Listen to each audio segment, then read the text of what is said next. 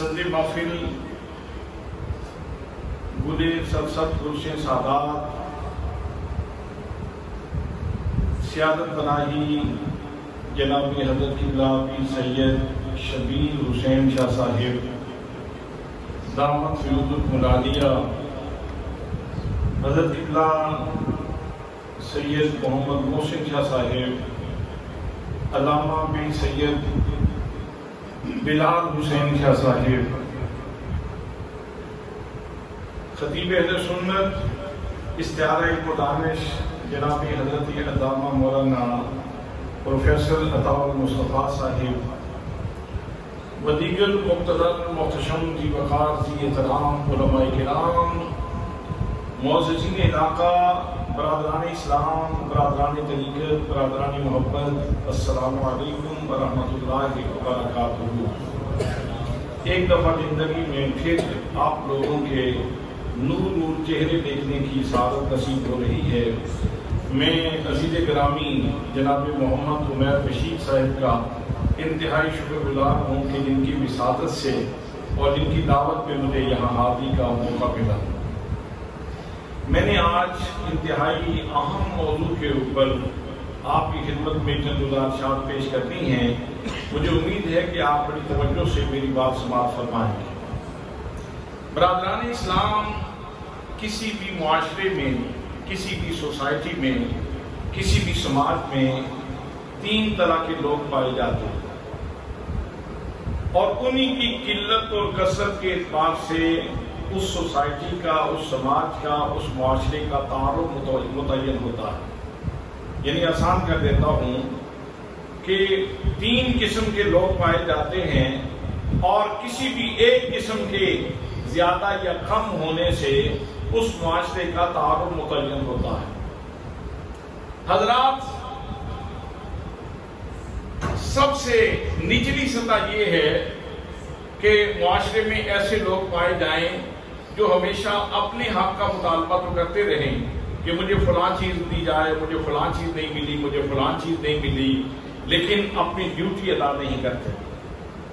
جس سوسائٹی میں، جس معاشرے اور سماج میں اس طرح کے لوگوں کی کثرت پائی جاتی ہے، وہ معاشرہ گھٹیا معاشرہ تصور کیا جاتا ہے، سطحی معاشرہ تصور کیا جاتا ہے، اس لیے کہ وہاں کے لوگ اپنی ڈیوٹی ادا نہیں کرتے، اور اپنا حق مانگنے میں تو ان کی زبانیں بڑی لمبی ہوتی ہیں، لیکن جب ان کی ڈیوٹی کی بات کی جاتی ہے تو اس طرح توجہ نہیں کرتے۔ دوسری قسم لوگوں کی وہ ہے جو اپنے فرائض کی ادائیگی کے اوپر توجہ رکھتے ہیں۔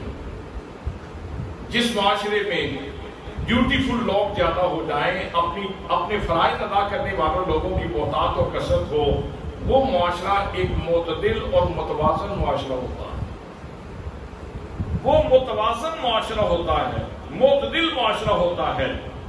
اور تیسری قسم لوگوں کی وہ ہے جو ایثار پیشہ ہوتے ہیں، جو قربانیاں دینا جانتے ہیں، جو لوگوں کے لیے جینا جانتے ہیں، جو لوگوں کے راستوں سے کانٹے اٹھانا جانتے ہیں، جو غریبوں کے سر پہ ہاتھ رکھنا جانتے ہیں، جو غریبوں کے ساتھ بھلا کرنا جانتے ہیں، وہ لوگ قربانیاں دینے والے لوگ ہیں۔ جس سوسائٹی اور جس سماج میں یہ لوگ زیادہ پائے جائیں، وہ معاشرہ آئیڈیل اور مثالی معاشرہ ہوتا ہے۔ وہ معاشرہ آئیڈیل اور مثالی معاشرہ ہوتا ہے۔ اب ہم نے دیکھنا یہ ہے کہ ہمارے نبی مکرم صلی اللہ تعالیٰ علیہ وسلم جو معاشرہ تشکیل دینا چاہتے تھے، اور جس کے لیے آپ نے سٹرگل کی، جس کے لیے آپ نے محنت کی، جس کے لیے آپ نے پتھر کھائے، وہ معاشرہ کس قسم کا معاشرہ حضور صلی اللہ تعالیٰ علیہ وسلم قائم کرنا چاہتے تھے، اور جو لوگ آپ نے تیار کیے ان لوگوں کی خوبیاں کیا ہیں، ان لوگوں کے خصائص کیا ہیں؟ کیا واقعی ان لوگوں کے اندر وہ چمک موجود ہے؟ کیا واقعی ان لوگوں کے اندر وہ حسن موجود ہے جو نبی پاک صلی اللہ تعالیٰ علیہ وسلم ان کی زندگیوں میں پیدا کرنا چاہتے تھے؟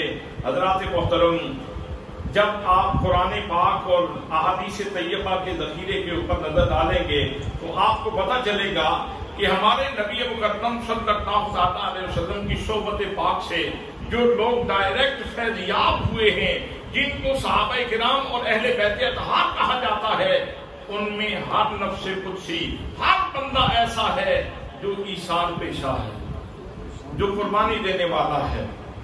آپ اگر کچھ نہیں کر سکتے، کم از کم قربانی دے کر سبحان اللہ تو کہہ دیں، تاکہ مجھے پتہ چلتا رہے۔ رات کے 11 بج چکے ہیں، اس ہنگام جب آپ کی آنکھوں کی پتلیوں پہ نیند دستک دے رہی ہے، اس وقت بات کرنا آسان نہیں ہے، گرمیوں کا موسم ہے، تو آپ کم از کم مجھے رسپانس دیتے رہیں گے تاکہ میں اپنی بات آگے چلا سکوں۔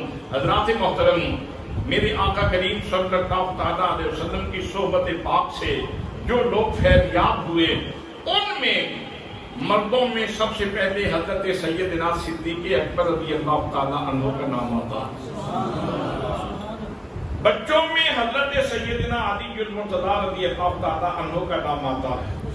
خواتین میں حضرت خدیجہ الکبریٰ سلام اللہ علیہا کا نام آتا ہے۔ غلاموں میں حضرت زید بن حارثہ رضی اللہ تعالیٰ عنہ کا نام آتا ہے، اور ان کے بعد پھر 5ویں نمبر پہ جو اسلام لائے وہ حضرت عثمان غنی رضی اللہ تعالیٰ عنہ کی ذات گرامی ہے۔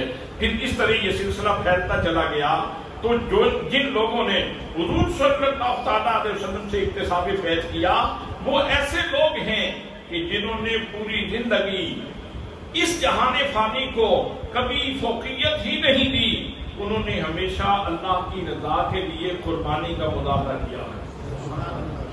میرے دوستوں، میرے بھائیوں، آؤ دیکھو جناب سیدنا صدیق اکبر رضی اللہ تعالیٰ عنہ کی ذات گرامی کو دیکھو، ان کے کمال کو دیکھو، ان کی زندگی کی حسن کو دیکھو، ان کی زندگی کے جمال کو دیکھو۔ جناب سیدنا صدیق اکبر رضی اللہ تعالیٰ عنہ گزر رہے ہیں، بلال کو تڑپایا جا رہا ہے، بلال کے سینے کے اوپر پتھر رکھ کے امیہ تکلیف دے رہا ہے۔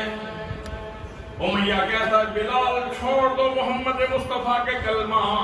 جناب بلال رضی اللہ تعالیٰ عنہ فرماتے ہیں امیہ کان کھول کے بات سن لو، بے شک میرے جسم کے اوپر تمہارا قبضہ ہے، لیکن سن لو میری روح کے اوپر بھی محمد مصطفیٰ کا قبضہ ہے، میرے دل کے اوپر بھی محمد مصطفیٰ کا قبضہ ہے۔ جناب صدیق اکبر رضی اللہ تعالیٰ عنہ آپ نے منت دیکھا، فرمانے لگے امیہ بلال کو میں خریدنا چاہتا ہوں، جو مال و دولت لینا چاہتے ہو لے لو، لیکن بلال کو میرے ہاتھ پہ فروخت کر دو۔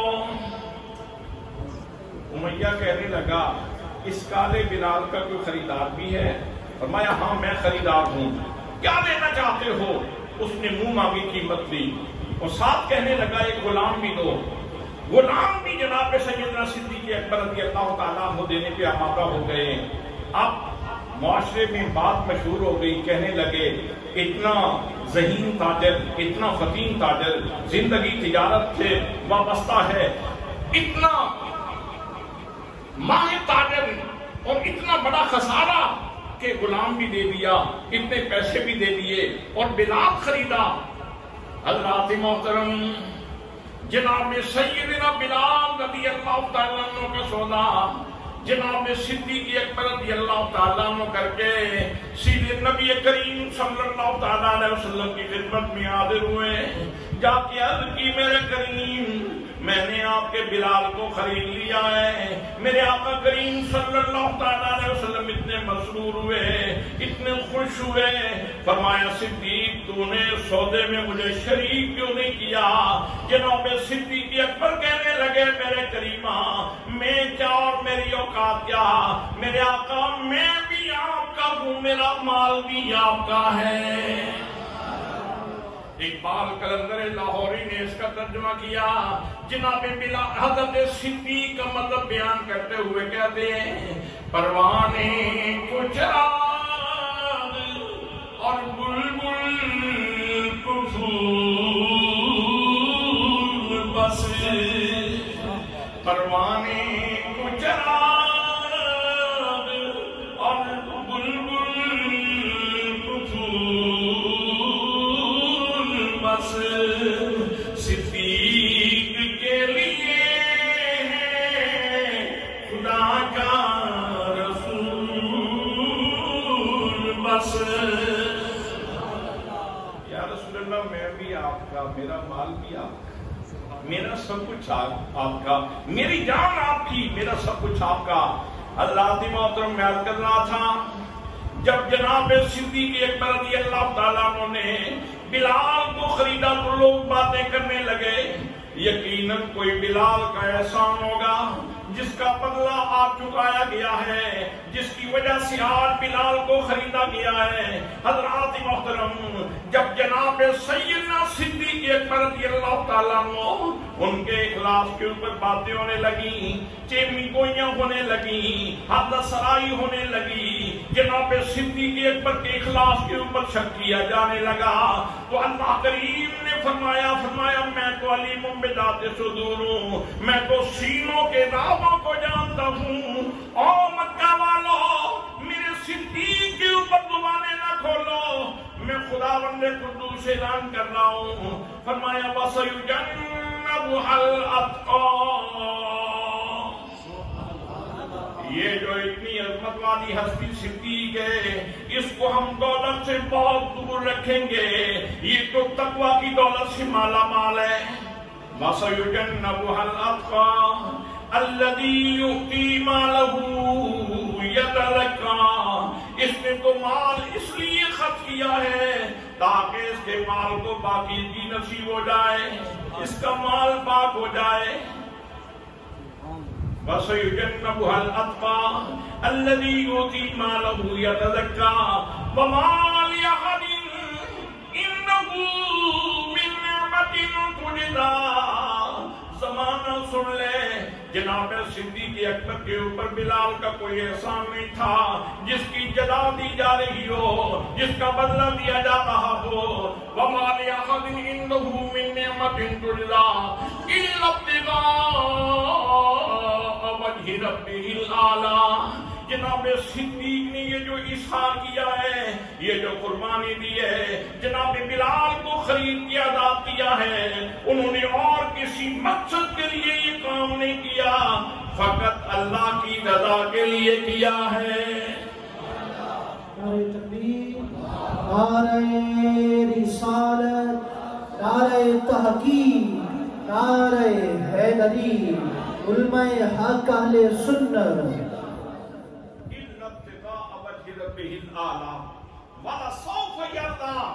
لوگوں، ان قریب وہ وقت آئے گا جب زمانہ میری رضا کا متلاشی ہوگا، لوگ میری رضا کے متلاشی ہوں گے، نماز پڑھنے والے میری رضا کے متلاشی ہوں گے، زکات دینے والے میری رضا کے متلاشی ہوں گے۔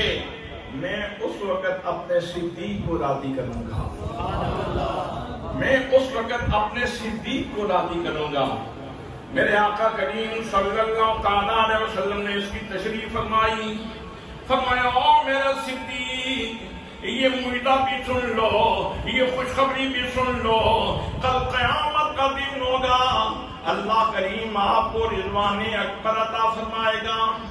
یا رسول اللہ، رضوان اکبر کیا ہے؟ میرے آقا کریم صلی اللہ تعالیٰ علیہ وسلم نے فرمایا یتجلی اللہ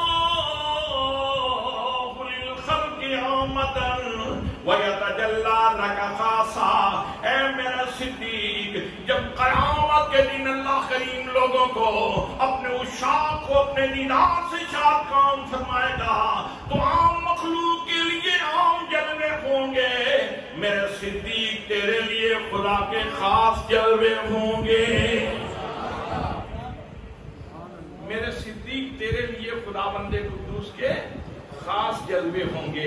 حضرات محترم، کیا خوبصورت ہستی ہے، اور ان کے اخلاص کے کیا کہنے کہ جن کے اخلاص پہ بات ہو تو اللہ کریم کی بارگاہ سے شہادت آ جاتی ہے، تائید آ جاتی ہے، تصدیق آ جاتی ہے، اور اللہ کریم نے ارشاد فرماتا ہے زمانے والوں زبانیں بند کر لو، میرے صدیق کے اخلاص کے اوپر کبھی اعتراض نہیں۔ حضرات محترم، میں ایک اور منظر بھی سماعت فرما لیں۔ جیسے اسرا کا موقع ہے، میرے آقا کریم صلی اللہ تعالیٰ علیہ وسلم میں ارشاد فرماتے ہیں، فرمایا ہے کوئی جو دین اسلام کی مدد کرے۔ مسلمانوں کے اوپر اس وقت معاشی طور پہ تنگی تھی اور کیسے روم سے ٹکرانے کا پروگرام تھا۔ میرے آقا کریم صلی اللہ تعالیٰ علیہ وسلم نے اعلان کیا، حضرت فاروق سوچنے لگے ہر موقع پہ ہی صدیق مجھ سے آگے نکل جاتے ہیں، تو اچھا ہے اس موقع پہ میں ذرا آسودہ حال ہوں، میری معاشی حالت بہتر ہے، تو اس موقع پہ میں آگے نکل جاؤں گا، میں کوشش کرتا ہوں کہ میں آگے نکل جاؤں۔ حضرات محترم، اس سے ہمیں ایک سبق یہ نصیب ہوا کہ نیکی کے کاموں میں آگے بڑھنے کی کوشش کرنی چاہیے، نیکی کے کاموں میں آگے بڑھنے کی کوشش، بولے نا، نیکی کے کاموں میں آگے بڑھنے کی کوشش کرنی چاہیے۔ قرآن پاک میں اللہ نے فرمایا فاستبقوا الخیرات، نیکی کے کاموں میں سبقت لے جانے کی کوشش کرو، آگے بڑھنے کی کوشش کرو۔ جب نماز کے لیے آتے ہو تو تب بھی پہلی صف میں بیٹھنے کی کوشش کرو، محفل میں آتے ہو تو پہلی صف میں بیٹھنے کی کوشش کرو، پیچھے کونے گھدرے میں چھپنے کی ضرورت نہیں ہے، نیکی کا کام ہے، اگر نیکی کا کام سمجھ کے آئے ہو تو آگے ہو کے بیٹھو، آگے ہو کے بیٹھو۔ حضرات محترم، تو صحابی حضرت عمر فاروق رضی اللہ تعالیٰ عنہ آپ فرماتے ہیں میرے پاس موقع تھا، میں نے کہا کہ اس دفعہ میں آگے بڑھ جاؤں گا۔ اب جناب سیدنا فاروق اعظم رضی اللہ تعالیٰ عنہ گھر کا رخ کرتے ہیں، جناب صدیق اکبر رضی اللہ تعالیٰ عنہ وہ بھی گھر کا رخ کرتے ہیں۔ حضرات محترم، یہ بھی اظہار کرنا چاہتے ہیں، وہ بھی اظہار کرنا چاہتے ہیں، یہ بھی قربانی دینا چاہتے ہیں، وہ بھی قربانی دینا چاہتے ہیں۔ حضرات محترم، جناب سیدنا عمر فاروق رضی اللہ تعالیٰ عنہ انہوں نے گھر کا سامان اکٹھا کیا، 2 حصوں میں تقسیم کیا، ایک ڈھیری اٹھا کے نبی کریم صلی اللہ تعالیٰ علیہ وسلم کی خدمت میں پیش کر دی۔ میرے آقا نے فرمایا ماں ابقیت لأہلک، اے میرے عمر گھر والوں کے لیے کیا چھوڑ کے آئے ہو؟ جناب فاروق اعظم کہنے لگے، عرض کرتے ہیں یا رسول اللہ آدھا مال لے آیا ہوں، آدھا گھر والوں کے لیے چھوڑ آیا ہوں۔ اثار ہے، قربانی ہے، اتنا کرنا بھی آسان نہیں ہوتا کہ اپنے گھر کا آدھا سامان اٹھا کے پیش کر دیا جائے، یہ بھی دل گردے کی بات ہے، یہ بھی بڑے حوصلے کی بات ہے، مگر نا لوگ تو 10 روپے اللہ کے راستے میں دیتے ہوئے پریشان ہوتے ہیں کہ اگر 100 میں سے 10 روپے دے دیے تو پیچھے 90 رہ جائیں گے، کمی واقع ہو جائے گی۔ حضرات محترم، اللہ کے راستے میں دینا یہ دل گردے کا کام ہے۔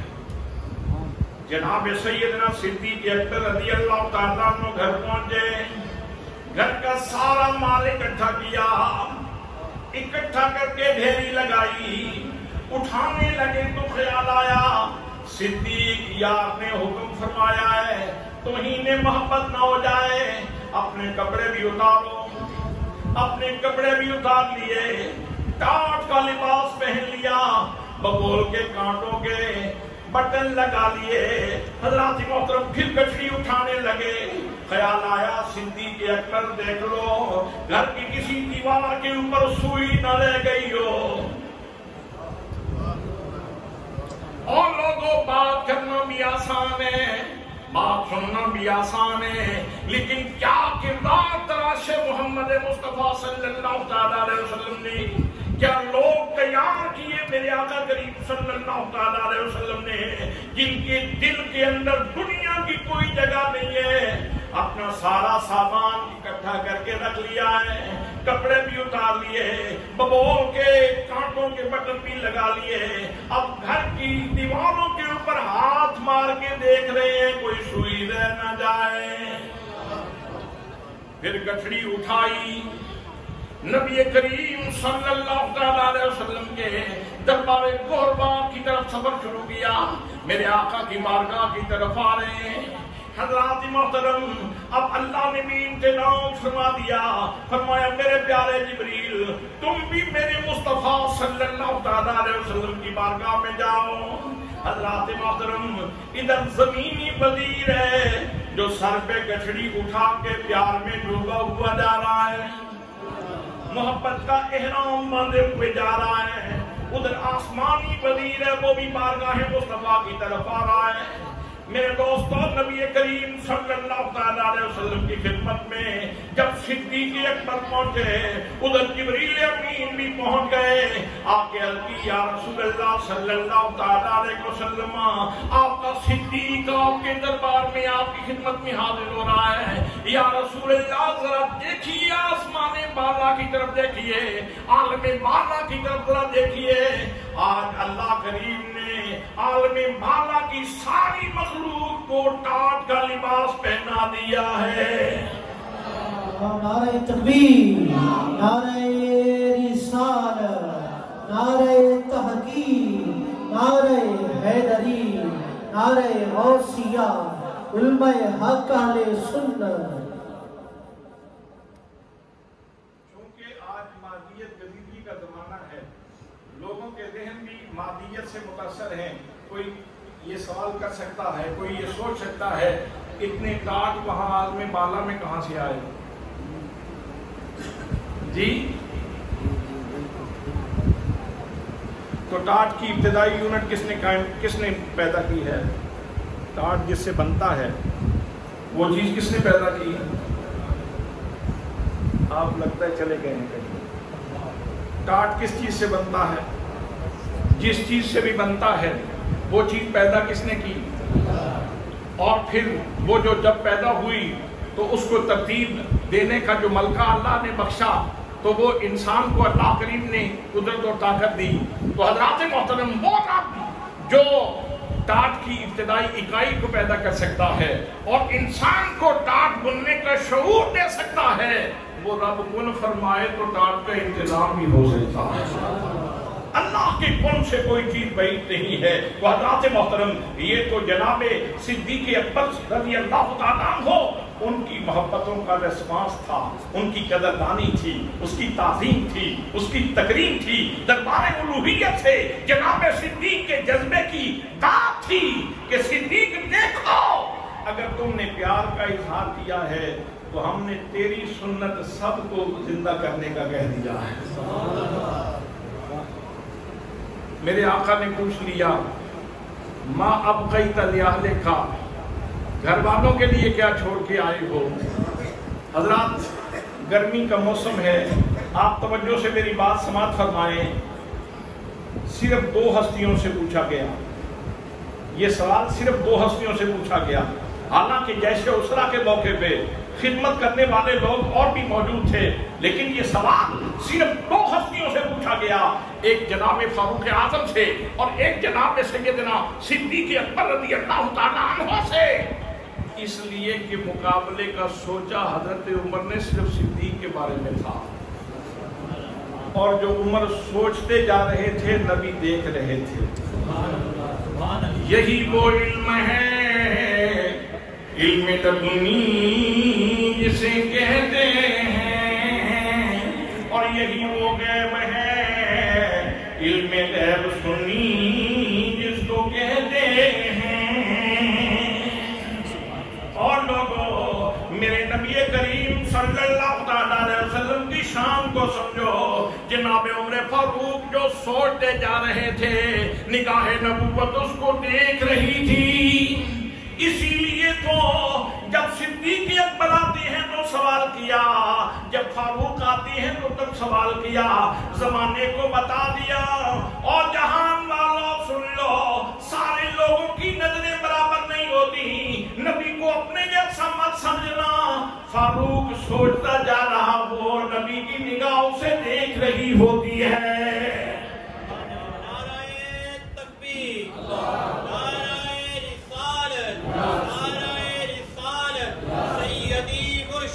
تاجدار ختم نبوت، لبیک لبیک لبیک یا رسول اللہ، نعرہ حیدری، نعرہ غوثیہ.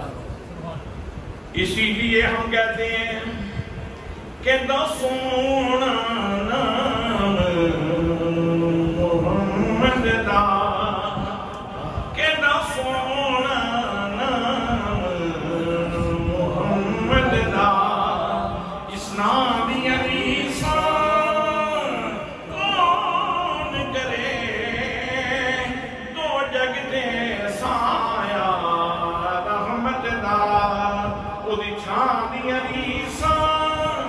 کون کرے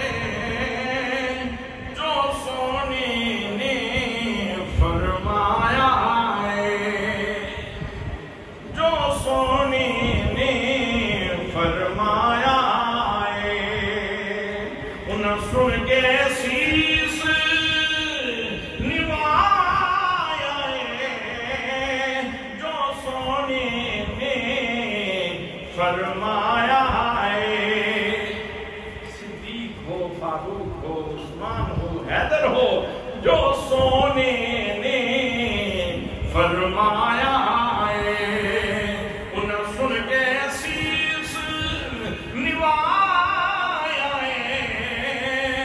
بے مثل محمد عربی نے، بے مثل محمد عربی نے یارانی عریسان کون کرے. بے مثل محمد عربی نے.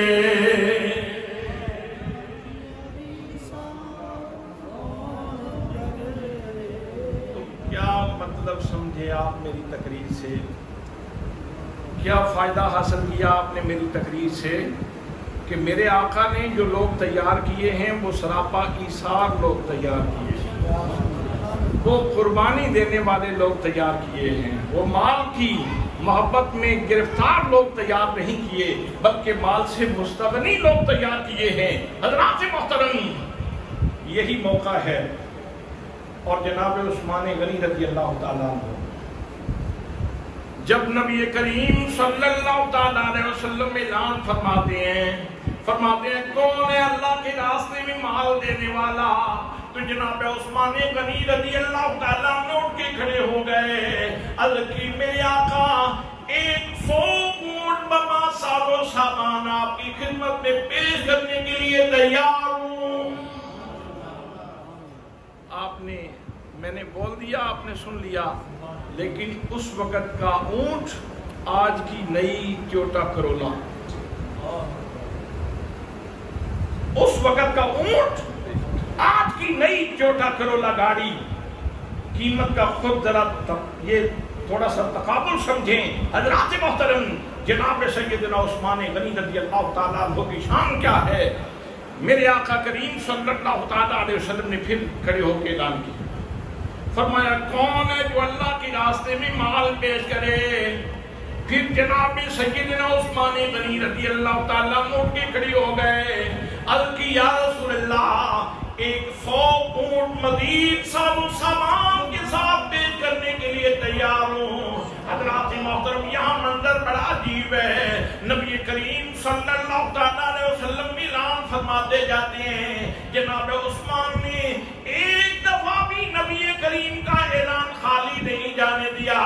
جب بھی میرے آقا نے ارشاد فرمایا مصطفیٰ کے لفظوں کی تقریم میں جناب عثمان غنی کھڑی ہو گئے اور ہر دفعہ اعلان کیا، یہاں تک کہ اس موقع پہ جناب سیدنا عثمان غنی رضی اللہ تعالیٰ عنہ نے 950 اونٹ اور 70 گھوڑے نبی کریم کی خدمت میں پیش کیے.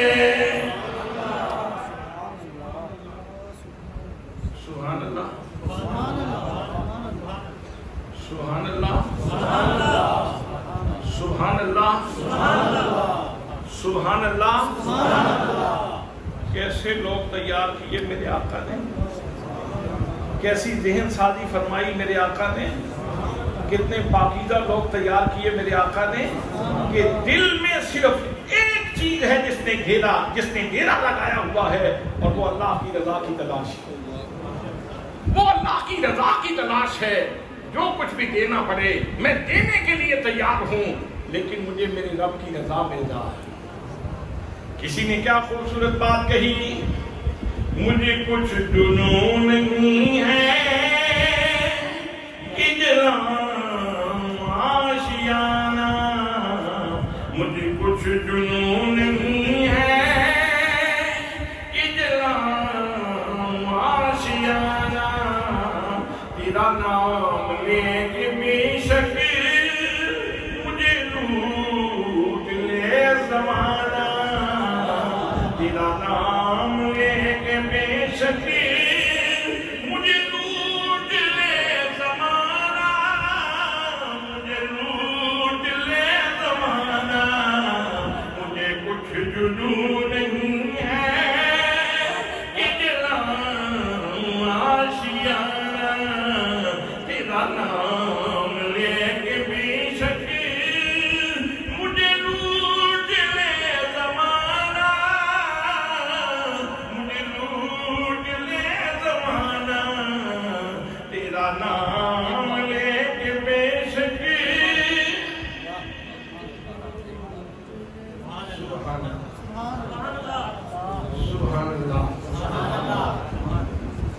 950 جی 950 ٹافیاں نہیں 950 اٹھ 950 ٹافیاں نہیں 950 اونٹ دیے اللہ کے راستے میں سبحان اللہ تو کہو اور صرف بات یہاں پہ ختم نہیں ہوتی گھر گئے جناب سیدنا عثمان غنی رضی اللہ تعالیٰ عنہ گھر جاتے ہیں 1000 سونے کی اشرفیاں سونے کے دینار لے کے نبی کریم صلی اللہ علیہ وسلم کی خدمت میں حاضر ہو گئے اور 1000 اشرفیاں نبی کریم کی جھولی میں اڈیلی آ کے پھینکی میرے آقا ان اشرفیوں کو کبھی ایسے ایسے کہتے ہیں کبھی اس ہاتھ سے اس ہاتھ پہ لیتے ہیں اچھال اچھال کے میرے آقا کریم اعلان فرما رہے ہیں ما دل عثمان ما عمل بعد اليوم ما دل عثمان ما عمل بعد اليوم ما دل عثمان ما عمل بعد اليوم فرمایا لوگوں کان کھول کے سن لو آج کے بعد عثمان جو کچھ بھی کہتا رہے عثمان کو اس کا ذلت نہیں ہوگا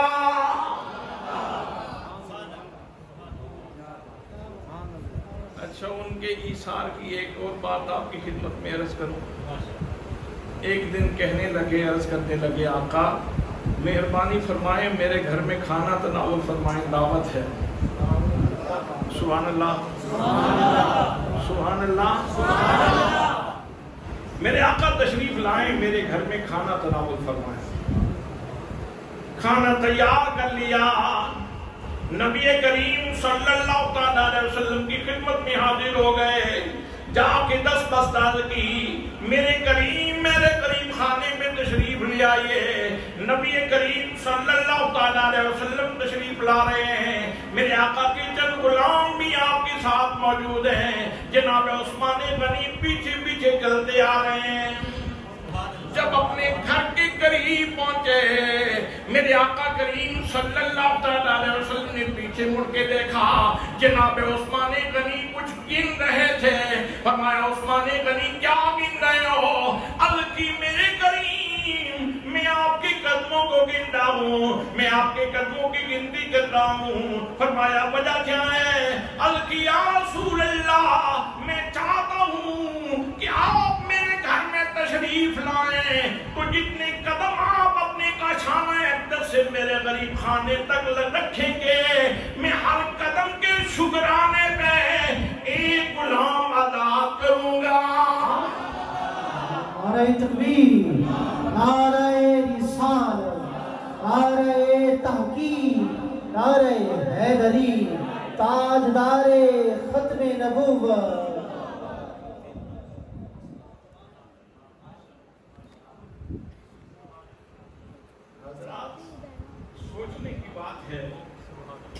یہ بھی تو کہہ سکتے تھے میں ہر قدم کے شکرانے میں 2 رکعت نماز نفل پڑھوں گا یہ بھی شکرانہ جائز ہے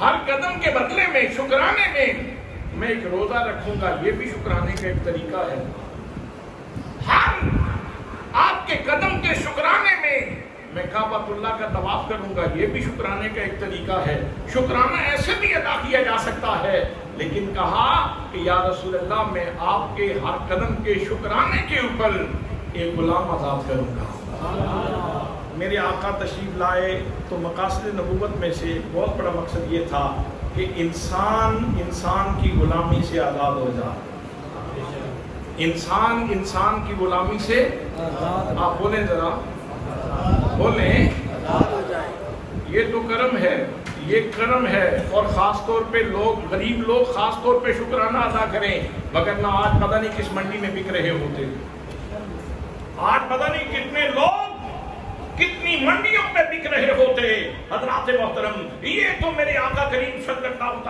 علیہ وسلم کی حکیمانہ تبلیغ ہے کہ جس نے انسان کو انسان کی غلامی سے آزاد کر دیا वगरना उस वक्त की आप मुतमद्दन तहजीबों का मुताला करें। मिस्र में इंसान बिक रहा था, हिंदुस्तान में इंसान बिक रहा था, ईरान में इंसान बिक रहा था, यूनान में इंसान बिक रहा था, चीन में इंसान बिक रहा था, अरब में इंसान बिक रहा था। बाकायदा पूरी जमीन के सीने के ऊपर इंसानों के फरोख्त की मंडियां लगती थी। मेरे आका करीम सल्लल्लाहु अलैहि वसल्लम ने यहाँ आके ऐसा निजाम दिया कि बेशक लोगों ने इस्लाम कबूल किया या नहीं किया, इंसान कम अज कम आज़ाद हो चुका है, इंसान आज़ाद हो चुका है। सुभान अल्लाह। तो हज़रत उस्मान चाहते ये थे कि शुक्राना भी अदा हो जाए और मकासद नबूवत की तकमील में एक कदम भी उठा लो, एक अमल भी कर लो। मकासद नबूवत की मिशन नबूवत की तकमील के लिए मैं ये काम कर लूँ कि जितने इंसान आज़ाद हो सकते हैं वो आज़ाद हो जाएं। हज़रत मोहतरम, ये हज़रत उस्मान गनी रज़ी अल्लाह तआला अन्हो उनका एहसान और उनका इसाब और उनकी कुर्बानी है। और ये जज्बा किसने पैदा किया?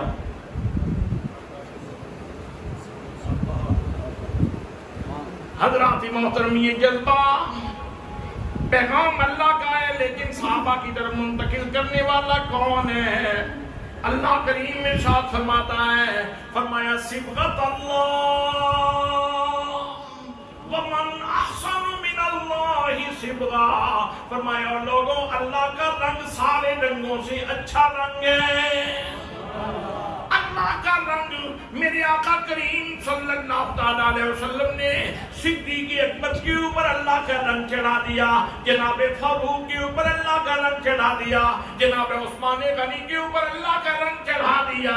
और हज़रत मोहतरम, जिन्होंने बाकी जमाने में खैरात तक़सीम की है, उनके घर के अहवाल भी देख लीजिए, उनके घर का माजरा भी देखें। साइल आ गया, तवज्जो है आपकी? किसके दरवाजे पे? शेर खुदा के दरवाजे पे। शेर खुदा के दरवाजे पे साइल आ गया। साइल ने आके दस्तक दी, उसने कहा, अहले बैत के घराने वालों, मिस्कीनों, खाने के लिए पास कुछ नहीं, इतने दिनों का भूखा हूँ, तुम्हारे दर से कभी कोई खाली नहीं लौटा, मेहरबानी करो मुझे खैरात अता फरमा दो, मुझे नवाज दो। दिन भर की मजदूरी से कुछ ही जो या आटा जनाब हजरत अली मुर्तज़ा कमा के लाए थे और उससे इफ्तारी का सामान तैयार किया गया था। हजरत मोहतरम, जब मिस्कीन ने दरवाजे पे दस्तक दी तो जमा का सीगा है। अल्लाह करीम ने इरशाद फरमाता है, वयुतइमून तामा अला हुब्बिही मिस्कीनन, वो खाना खिलाते हैं मिस्कीन को अल्लाह की मोहब्बत में डूब कर। सारे कहते हैं, हजरत ज़हरा बतूल भी कहती हैं इसको दे दो, हसनैन करीमैन भी कहते हैं इसको दे दो, घर का हर फर्द कह रहा है मांगने वाले को दे दो, हम पानी पी लेंगे, हम पानी पी के जिनका रोजा है वो रोजा इफ्तार कर लेंगे, लेकिन इसका ये साइल का दामन जो है वो खाली न रहे, इसको जरूर नमाज के लुटाया जाए। हजरात मोहतरम, एक दिन ऐसे गुजर गया, पानी के साथ रोजा इफ्तार कर लिया। नबी करीम सल्लल्लाहु अलैहि वसल्लम के सारे घराने ने हजरत दूसरा दिन आया, उधर इफ्तारी का वक्त होता है, दरवाजे पे दस्तक होती है, जो कुछ दिन का अंदोखता था उससे अफ्तार का सामान तैयार किया था फातिमा ज़हरा सलामुल्लाह अलैहा ने, और दरवाजे पे दस्तक होती है, अहले बैत के घराने वालों, यतीमों, मेहरबानी करो मुझे खाना दे दो, मैं बहुत भूखा हूँ। शेर खुदा ने भी कहा, फातिमा ज़हरा ने भी कहा, हम पानी पी के रोजा इफ्तार कर लेंगे, ये खाना उठा के यतीम को दे दिया जाए। सुभान अल्लाह। मुझे कुछ जुनून नहीं है कि जलाऊं आशियाना, मुझे कुछ जुनून नहीं है कि जलाऊं आशियाना, तेरा नाम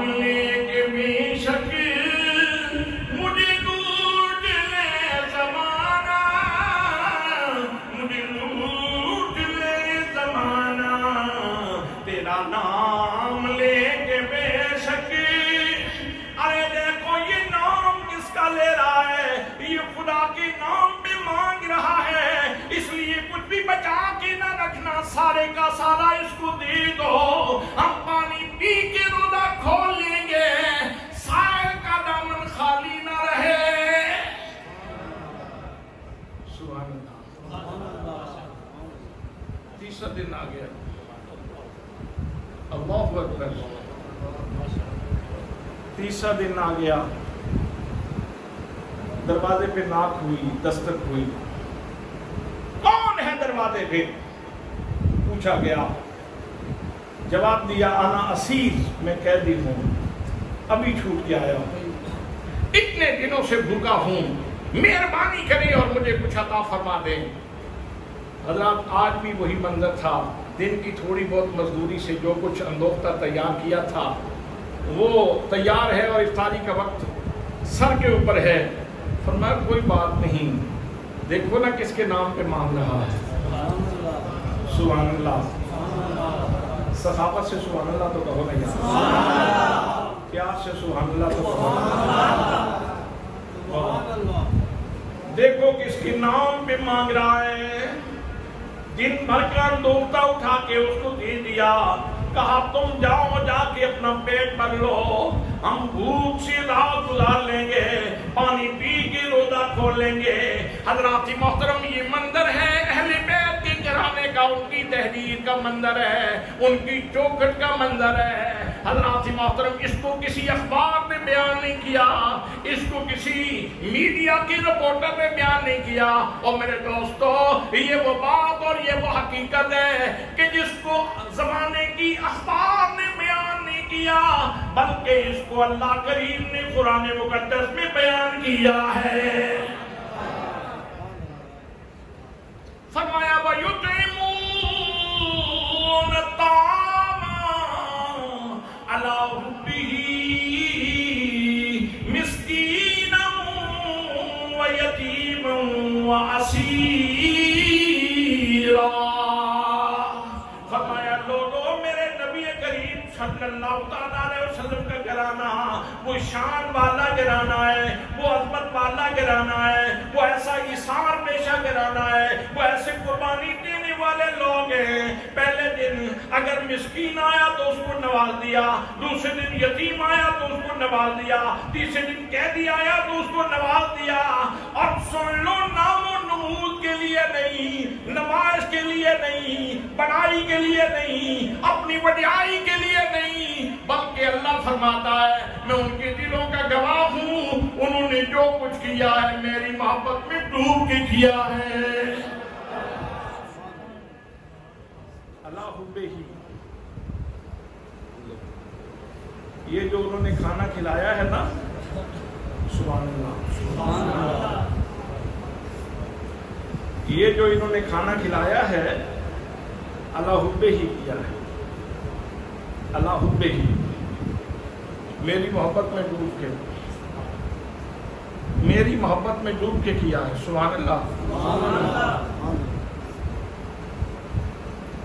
وہی پھر مفہوم نکلا، مجھے کچھ جنون نہیں ہے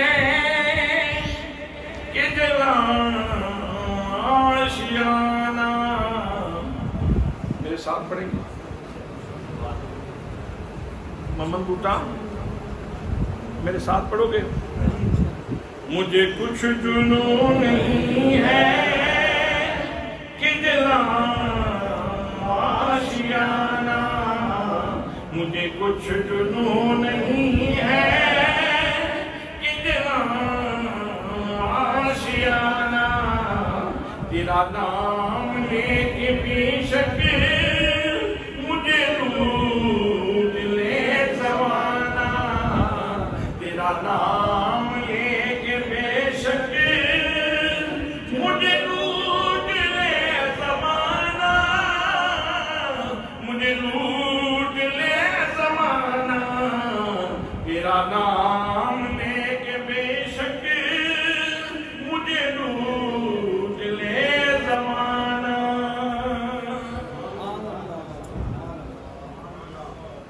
اچھا جی، ٹائم بھی پورا ہونے والا ہے اور بات بھی بڑی اہم آخری بات بڑی اہم بات ہے، وہ یہ ہے کہ یہ جلسہ کیا ہم نے، عمیر بشیر صاحب سے پوچھیں جلسہ کیوں کروایا؟ ایک بیانیہ ہے کہ ہم اللہ کی محبت پیدا کرنا چاہتے ہیں، اللہ کے رسول کی محبت پیدا کرنا چاہتے ہیں، اپنے اسلاف سے خیرات دینا چاہتے ہیں اور نسبت نبوت کا فیض دینا چاہتے ہیں کہ جن لوگوں کو میرے آقا سے نسبت حاصل ہوئی وہ کیسے سنور گئے، وہ کیسے سج گئے، وہ کیسے ڈیکوریٹ ہو گئے، ان کی کیسے تزئین ہو گئی، ان کی کیسے تحسین ہو گئی، ان کے اندر کتنی چمک آ گئی، ان کے اندر کتنی اٹریکشن آ گئی کہ آج 14 صدیاں بعد بھی جب ان کا ذکر کرتے ہیں تو جھومنے کو جی چاہتا ہے، روحیں نثار ہوتی ہیں، دل قربان ہوتے ہیں۔ یہ بیانیہ ہے ہمارے آج کے جلسے کا کہ ہم نے جلسہ اس لیے کیا کہ نسبت نبوت کا تقدس اور اس کی نزاکت سمجھ آ جائے اور فیضان نبوت سمجھ آ جائے کہ جس کے پاس نبی کا فیض ہوتا ہے وہ سخی ہوتا ہے، وہ کنجوس نہیں ہوتا، وہ بخیل نہیں ہوتا، بلکہ وہ سخی ہوتا ہے۔ اب ضرورت اس بات کی ہے آج ہماری سوسائٹی کو بھی کہ ہم صرف اپنے پیٹ کے اوپر ہاتھ مارنے والے نہ بنیں، بلکہ اپنے دائیں بائیں دیکھیں، کہیں کوئی مسکین، کوئی غریب، کوئی یتیم، کوئی اس طرح کا مخلوق الحال، کوئی محتاج، کوئی سائل، کوئی ایسا بندہ ہے تو نہیں جس کو مدد کی ضرورت ہو اور وہ بیچارہ زندگی مشکل سے گزار رہا ہو اور ہم اپنے گھروں میں عیاشی کر رہے ہوں۔ ہمیں چاہیے کہ ہم وہ نور لیں وہاں سے اور آج بھی اپنی سوسائٹی میں وہ قربانی کا جذبہ پیدا کریں۔ جی اچھا، جب یہ نفوس قدسیہ اہل بیت کے گھرانے کے یہ افراد انہوں نے جب اللہ کے راستے میں مسکین کو، یتیم کو، قیدی کو مال عطا کیا، کھانا دیا، تو ان کا بیانیہ کیا ہے؟ بیانیہ کیا ہے؟ آپ توجہ سے سنیے۔ بیانیہ کہتے ہیں عمران خان نے بیانیہ ایسا تشکیل دیا ہے کہ بیانیہ اس کو ٹوٹنے نہیں دے رہا، فلاں پارٹی کا بیانیہ بڑا مضبوط ہے، وہ اس کو ٹوٹنے نہیں دے رہا۔ حضرات محترم، بیانیہ کی بڑی اہمیت ہوتی ہے۔ بیانیہ کیا ہے؟ یہ وہ ہستیاں ہیں، ان کا بیانیہ بھی اتنا مقدس ہے کہ اللہ نے وہ بھی قرآن کی زینت بنایا ہے۔ حضرات محترم، ان کا بیانیہ بھی سن لیجئے۔ پروردگار عالم ارشاد فرماتا ہے، فرمایا جب یہ کھانا کھلاتے ہیں یتیم کو، اسیر کو، قیدی کو، جب کھانا کھلاتے ہیں مسکین کو، تو ان کا نیریٹو یہ ہے، ان کا بیانیہ یہ ہے، انما نطعمکم لوجہ اللہ، انما نطعمکم لوجہ اللہ، لا نريد منکم جزاء ولا شکورا۔ یہ کھانا کھلاتے ہیں تو کہتے ہیں ہم تو اللہ کے لیے کھلا رہے ہیں، اور کھانا کھانے والے شکریہ کا لفظ بھی نہ بولنا، ہم تو اسے نہ جزا چاہتے ہیں نہ شکریہ کا لفظ سننا چاہتے ہیں، ہم تو جو کچھ بھی طلب رکھتے ہیں اپنے خدا سے طلب رکھتے ہیں۔ حضرات، بڑے ظرف کی بات ہے، کوئی بندہ آپ اس سے نیکی کریں اور وہ منہ موڑ کے چلا جائے اور شکریہ ادا نہ کرے، آپ کیا کہتے ہیں؟ بڑا کوئی ناقدرہ سی، بڑا ناقدرہ سی جی، چنگا کوئی بے رخا سی، اور کملیا جاندیا شکریہ دے لفظ بھی نہیں بول سکیا، اور شکریہ ادا کرنا چاہیے، شکریہ ادا کرنا چاہیے۔ من لم یشکر الناس لم یشکر اللہ، جو اللہ کے بندوں کا شکریہ ادا نہیں کرتا وہ اللہ کا شکر بھی ادا نہیں کرتا۔ شکریہ ادا کرنا چاہیے، یہ اچھی روایت ہے، یہ اچھا انداز ہے، یہ اچھا اخلاق ہے، لیکن جو اہل بیت کے گھرانے کے افراد ہیں وہ اتنے بے نیاز ہیں، وہ کہتے ہیں نہیں نہیں نہیں نہیں، اور یار تو کھانا کھاتے اللہ دیا بندیا مان جے، تم جا سی شکریہ دا لفظ بھی تیرے لباں تو نہیں سننا، جو سننے خودے کو ہی سننا۔ हमने जो कुछ सुनना है वो उसी से सुनना है, उसी से लेना है। इन्नमा नुतइमुकुम लिवजहिल्लाहि ला नुरीदु मिनकुम जज़ाअन वला शुकूरा। हज़रात मोहतरम, तो किसी भी सोसाइटी में 3 तरह के लोग होते हैं। कुछ वो होते हैं जो कहते हैं मेरा हक मेरा हक मेरा हक। ड्यूटी की बात की जाए तो कहते हैं पीछे हट पीछे हट पीछे हट। मांगने की बारी आए तो मेरा हक मेरा हक मेरा हक।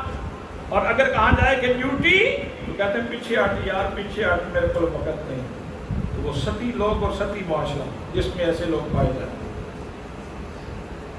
कुछ लोग वो होते हैं जो ड्यूटीफुल होते हैं, जो अपनी ड्यूटी फराइज सही तरीके से अदा करते हैं। जिस मुआशरे में ऐसे लोग ज़्यादा हों वो एक मोतदिल और मुतवाज़िन मुआशरा होता है। और तीसरी किस्म के वो लोग हैं जो इशार करते हैं, कुर्बानियाँ देते हैं, वो मुआशरा आइडियल और मिसाली मुआशरा होता है। अब आपसे पूछना चाहता हूँ, मेरे आका ने कैसा मुआशरा तश्कील दिया? मेरे आका ने कैसा मुआशरा तश्कील दिया? ये तो हमारी कमज़ोरी है ना कि हम यहूद से मुतासर हो गए, नसारा से मुतासर हो गए, हिंदुओं से मुतासर हो गए, सिखों से मुतासर हो गए। जितनी कबाहतें उन लोगों की थी वो उठा के हमने अपनी ज़िंदगी में रख दी। वो हमारा हुस्न चुरा के ले गए, वो हमारा अदल चुरा के दे गए, वो हमारी अमानत चुरा के ले गए, वो हमारे माशरती हुस्न को उठा करके ले गए। और वहाँ जाके यूरोप में उन्होंने उन बातों के ऊपर अमल करना शुरू कर दिया। और जिनकी असल रिवायत थी, जिनकी असल रिवायत और जिनका असल विरसा था, उन्होंने इससे चश्मपोशी कर दी, आंखें बंद कर दी। और इस अदल से, इंसाफ से, अमानत से, दियानत से और इन सारे अच्छे अखलाक से हमने आंखें बंद कर दी, चश्मपोशी कर ली, पहलुतही कर ली। इस वजह से आज हम जलील हो रहे हैं, पसपा हो रहे हैं। वो मुअज़्ज़ज़ थे ज़माने में, मुसलमान होकर हम ख्वाब हुए तारे के कुर्बान होकर। तो आज भी ज़रूरत इस बात की है कि हम उन्हीं निस्बतों के तक़द्दुस को समझें, उसकी नज़ाकत को समझें, उसकी हसासियत को समझें और वो नूर अपनी ज़िंदगी में लाने की कोशिश करें। तो हमारे माशरे में भी एक बहार आ सकती है, एक हुस्न आ सकता है, एक जमाल आ सकता है। मैंने बहुत सारे मौज़ूआत सोचे थे रास्ते में कि इस मौजू पे बात करूँगा, इस मौजू पे बात करूँगा, इस मौजू पे बात करूँगा, लेकिन मैंने समझा कि ये ज़्यादा सूटेबल है, मुआशरे की इस्लाह के लिए भी ज़रूरी है। और वैसे भी हमारी इस वक्त जो सबसे ज़्यादा मुसीबत है वो यही है कि हमारे दिलों के ऊपर काले नाग की तरह इस दौलत के शौक ने कब्जा किया हुआ है।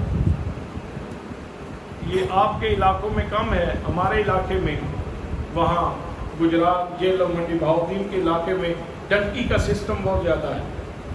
डंकी लगाते हैं, नाजायज़ तौर पर यूनान जाना, इटली जाना, फ्रांस जाना, स्पेन जाना। मौत के साथ आंख मचोली करते हुए बच्चे अपनी माओं की गोद से निकलकर वहाँ मौत के साथ खेलते हुए उन यूरोप ममालिक में जाते हैं, सिर्फ इसलिए कि पैसा इकट्ठा हो जाए। और फिर मैंने ऐसी माएँ भी रोती देखी हैं कि बच्चे के पेपर नहीं बने, माँ यहाँ मर गई, बेटा वहाँ तरसता रह गया। तो इसलिए ज़रूरत इस बात की है कि जायज़ रिज़्क़ कमाना ये सुन्नत है, लेकिन इसके लिए पागल हो जाना ये कोई करीन दानिशमंदी नहीं, ये तरीका दानिशमंदाना नहीं है। दुआ है कि अल्लाह करीम हमें वही मीरास नसीब फरमाए, वही माशरे का हुस्न नसीब फरमाए जो मेरे आका ने कुरून उला के लोगों को अता फरमाया था। वमा अलैया इल्लल बलागुल मुबीन।